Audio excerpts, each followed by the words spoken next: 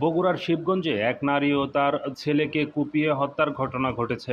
হত্যার পর নগদ টাকা, স্বর্ণালংকার ও মোবাইল ফোন লুট করে নিয়ে গেছে দুর্বৃত্তরা। মঙ্গলবার সকালে শিবগঞ্জ উপজেলার সাদুল্লাপুর বটতলা গ্রামের নিজ বাড়ি থেকে তাদের রক্তাক্ত মরদেহ উদ্ধার করে পুলিশ।